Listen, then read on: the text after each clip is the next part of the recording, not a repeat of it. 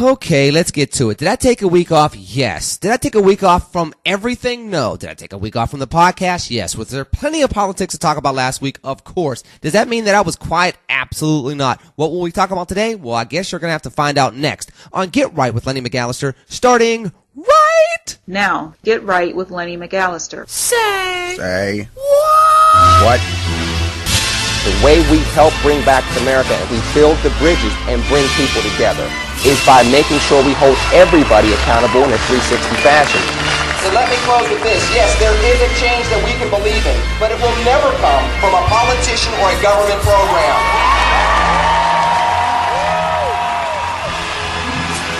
We got to move away from the American Idol soundbite nature of politics and back to the American statesman of humble servant leadership that we used to see in politics. But it's time to reel in government. It is time to roll out the era of the new American citizen. If we can continue to get some common sense governing from both sides of the aisle, finally get Americans through the recession, not just Wall Street. We need people that can change the crisis that we're seeing, and that's why, as a proud Republican, I go through the jail ministry. I speak to the kids in the streets. So I'm never going to lay down being a Republican or being a conservative, just as much as I'll never lay down being a proud African American. I feel like a black Republican. Money I got. Sure, it's good to be back talking to you. I always enjoy doing this, not just because I took a week off because of the State of the Union address and all the other craziness, but good crazy that was going on at the end of January does not mean that I did not want to spend time with you. Just look, I was all kind of stuff. I mean, we had some PCNC stuff going on here in Pittsburgh, had some WQED Pittsburgh stuff going on here. We had some Sun News Network stuff going on here. A lot of jazz went on last week, so we decided to just take a breath. But you know where we are. You know what we're doing. You know what this is. It's Get Right with Lenny McAllister. I appreciate you coming to the podcast. Once again, you know the drill. You want to find me on Twitter. It's LennyMcAllister. That's my Twitter name. Facebook, 2 Walls, same name, same guy, all of which give you the same opportunity to spend time with me, vibe back and forth on the issues of the day, regardless of what they are. And as we all well know, yesterday was the Super Bowl. Yesterday was, apparently, from the earliest reports that I'm hearing, the most watched television show in the history of American television. That is pretty darn impressive. If you that's just amazing. So when you think of that, there's several things you can think of. Number one, the beatdown that the Denver Broncos took. And I'm not a sports talk show. I know my sports, though. Don't get me wrong. I know my sports. I'm a Pittsburgh guy, grew up in sports, played 3 different sports, played 1 in college. I know my sports, generally speaking, of course. I mean, I'm not the experts that pro athletes are, but I take pride in knowing my sports, so that's where we are with that. But I'm not going to get into that. There was a beatdown yesterday, and I enjoyed watching it, not because I'm a Peyton Manning basher or anything along those lines. It was good to see the young Seattle Seahawks team win. In one regard, one, they're a young team. 2, I still do root for black quarterbacks because I know there's still a stereotype out there of the black quarterback not having the intellect to lead his team, not having the leadership qualities to lead his team. Now, if anybody, and I'm not going to stay on this long, and again, agree, disagree, you know where to find me on Twitter. If anybody says that that's not the case anymore, you're lying. Donovan McNabb. I mean, Michael Steele basically did the biggest mea culpa he could after the conviction and the jail time. Look at what he goes through. Hey, I now live in Pittsburgh. The last time I lived in Pittsburgh, there was this huge controversy about Cordell Stewart.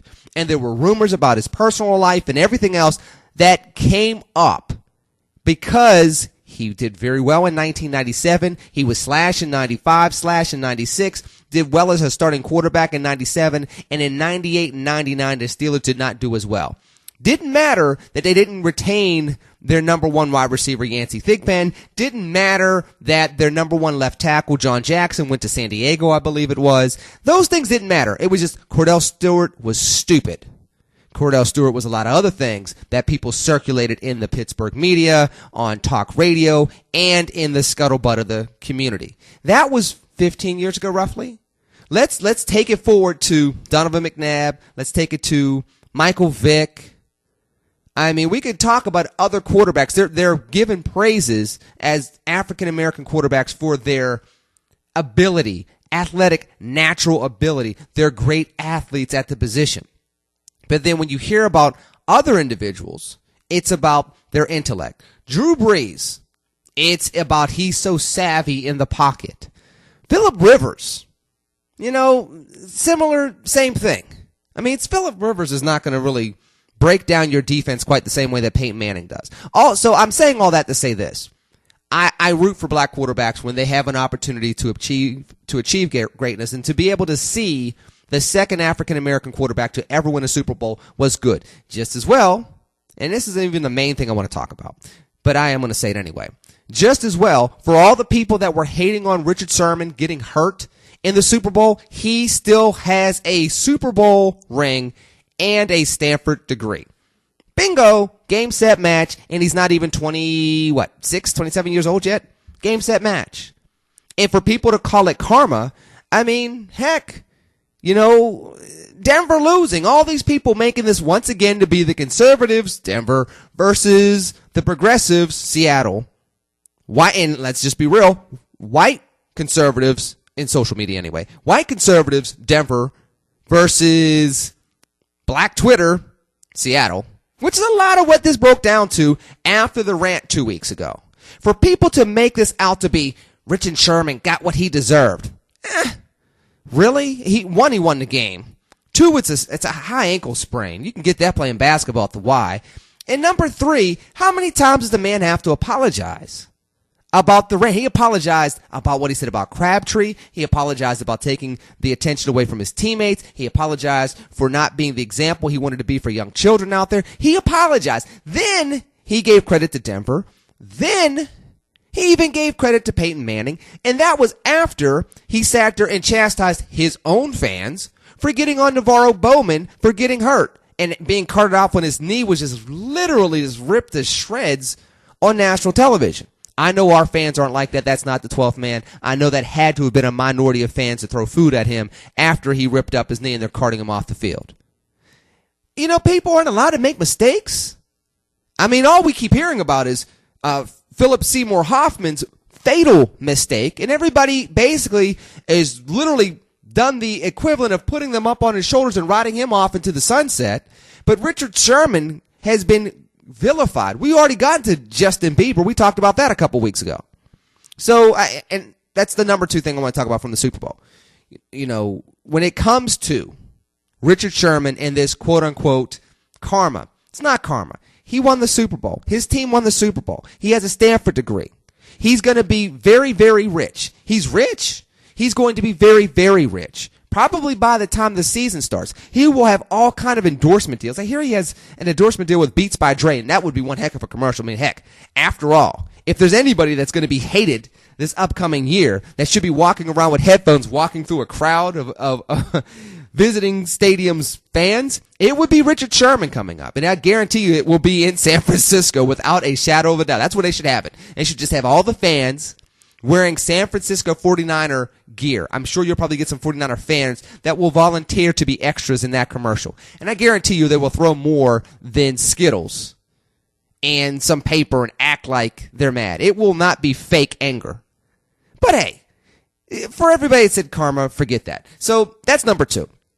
1, I'm happy Seattle won. Wasn't necessarily rooting against Denver, but was happy Seattle won because I do root for black quarterbacks because that stereotype is basically gone. It's not quite completely gone. It's just not completely gone. But I think I definitely think it's on its way out. I mean, you'll probably end up having 8 black starting quarterbacks out of 32 teams next year. I mean, you got E.J. Emanuel up in Buffalo, and, of course you got Russell Wilson, you got Kaepernick. I mean, we can go on and on with this, and that doesn't even mention the backups that may be able to come in and start if somebody gets hurt. But I still know it's out there. Number 2, Richard Sherman, karma. It's not really karma. His team literally won by 35 points. If you want to call that karma to get back at Richard Sherman, a little bit of an ankle sprain after he apologized, then I don't know what God you worship, because God doesn't work like that. Besides, how many Christians are going around claiming karma? I mean, that karma does not come from Christianity.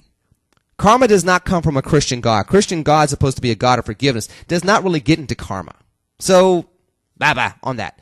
Let me get to what I really want to discuss today. And it goes back to sentiment that I've seen on Facebook, sentiment that I've seen on Twitter, and even an article that was written by somebody that I've had a chance to meet several times. And, I respect and I appreciate what he has done for the country, both in the military as well as in Congress. That would be Lieutenant Colonel Allen West, former congressman from the state of Florida.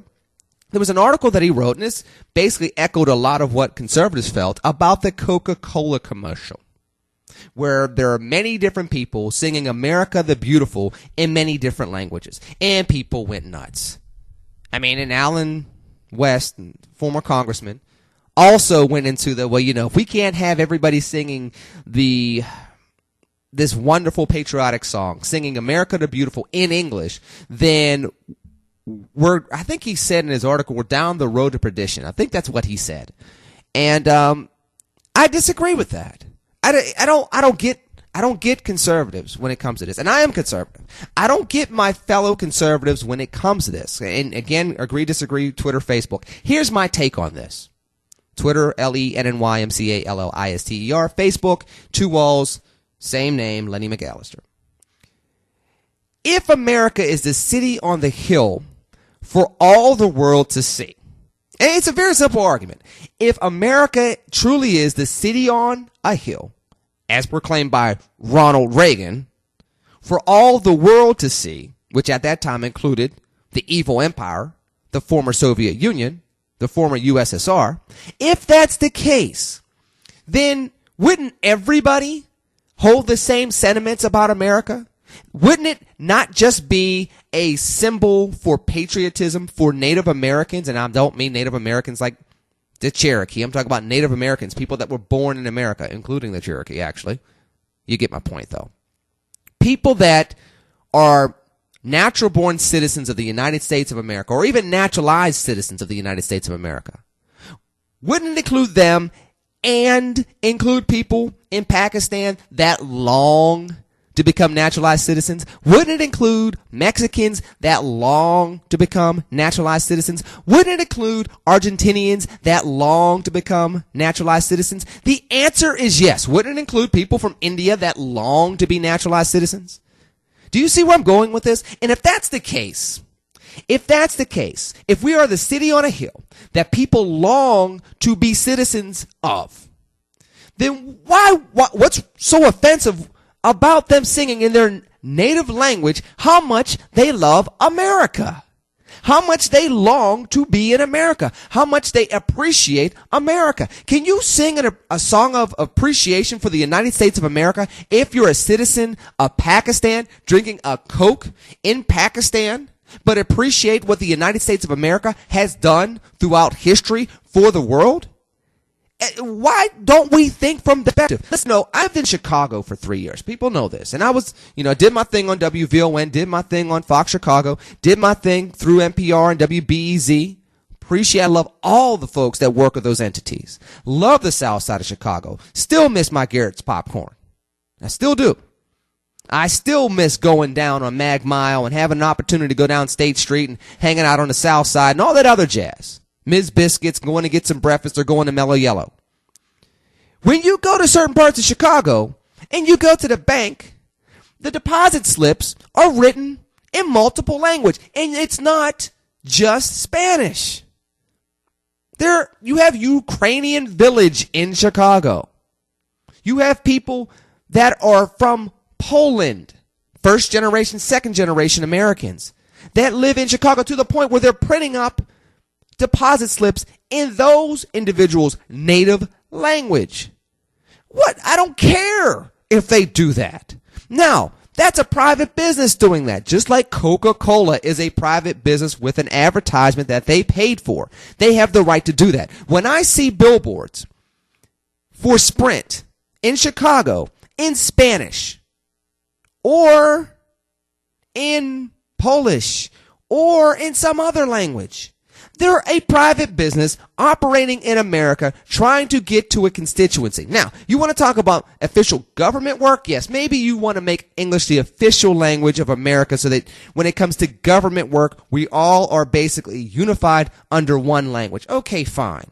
We're talking about a commercial during the Super Bowl where 115 million people roughly watched a game for the most part at some point in time throughout the 3-hour, 4-hour fiasco that was supposed to be a really good game of the two best teams, supposedly, allegedly, which actually happened in an NFC Championship game. My point is, why I don't understand the opposition to it. I think that the premise is wrong. I think that it plays to the echo chamber, and I think that people are just, in this instance, now you can sit there and say there are other things that we should do when it comes to bringing America together. But I literally have heard the term the balkanization of America, basically the fractionalizing of America, or the fractionalization of America, I should say, based on a Coca-Cola commercial with proud people that love America from all around the world, giving esteem to America in their native language. Do you understand how just backwards that sounds? We are fighting to get the world esteem. We are fighting to be the city on a hill. We hold ourselves up as the global leader socioeconomically, geopolitically, morally, ethically, historically. We jumped into World War I, created basically a stalemate, even though eventually, we all well know that Germany had some things to pay in regards to that, obviously. And that ended up leading to World War II, and America jumped into that war, and it basically ended up beating back Hitler, along with the Brits and the Allies. That the United States stood up to the USSR and won the Cold War without one nuclear device being fired off. So if people see these things and honor America for that type of role that we played in world history, honor us for being the land of opportunity, if they look up to us as the place that they would like to live for the sake of freedom, opportunity, prosperity, equality, if that's something that we say is a world brand that we take globally, that we're the only nation that does that, and we're the great melting pot, and we're the great hope for the global society in the 21st century, then why would we get upset when we sing America the Beautiful across multiple languages? Why would we do that? It makes no sense. It doesn't. Now, you could take it one step further. I'm just talking from a moral, ethical, sensible perspective. And I'm not saying that people that disagree with me have no sense, but I'm saying that the argument has no sense to me. And let's take it out of those realms and let's go to a political realm. Aren't we trying to get new constituencies? Aren't we trying to look more diverse as Republicans? Aren't we trying to make people feel like they're included within the Republican Party? Didn't we just start off Black History Month saying that we're going to embrace diversity, the diversity of Black Republicans, and then we pop off like this? And I know this is not from the RNC. I know this is not from Chairman Priebus or, the Pennsylvania Republican Party or the Florida Republican Party or the Illinois Republican Party or the New York Republican Party. I understand that. But when your base doesn't get it to this level, when you sit there and say we need to embrace diversity within our conservatism, and then you see people honoring America, and you listen to how they sung the song in the commercial, it was beautiful.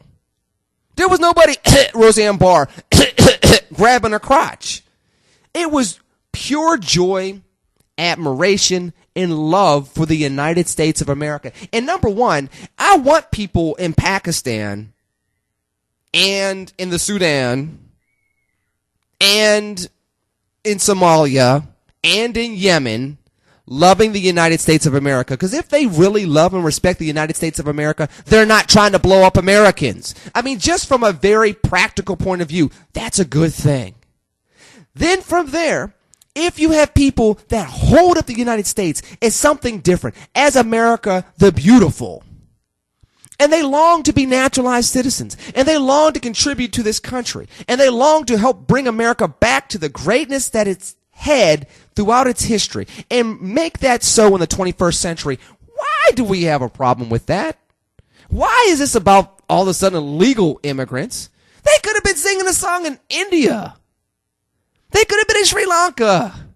They could have been sitting in Tokyo.